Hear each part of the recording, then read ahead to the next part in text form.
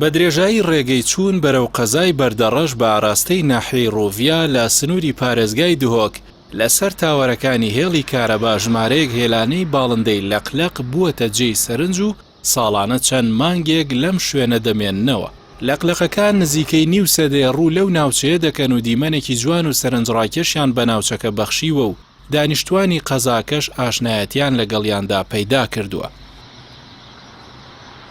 قەزای بەردەڕەش سەر بە پارێزگای دهۆکە و بە دووری 70 کیلۆمەتر دەکەوێتە ڕۆژاوای پارێزگای هەولێر و بە دووری 32 کیلۆمەتریش دەکەوێتە باکووری ڕۆژهەڵاتی مووسڵ.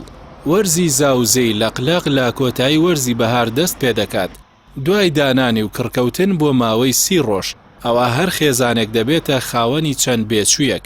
ساڵانە یەک جار هێلکەی دەتروکێت. پاش پێگەیشتن و پەروەردەکردنی بێچووەکانیش لەقلەقەکان لە کۆتایی مانگی ئابی هەموو ساڵێک کۆز دەکەن. بەڵام بەهۆی گونجاوی کەشوهەوای هەرێمی کوردستان ئەوە لەقلەقەکان لەو شوێنە دەمێننەوە.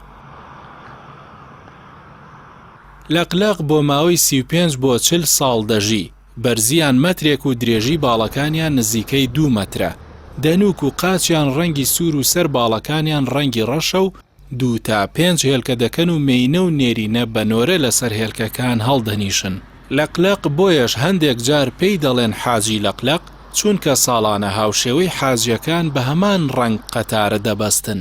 لەقلەقەکان لە چیاکان و زەلکاوەکانەوە بۆ زاوزێ و هێلکەدانان دەگەڕێنەوە سەر هێلانەکانیان.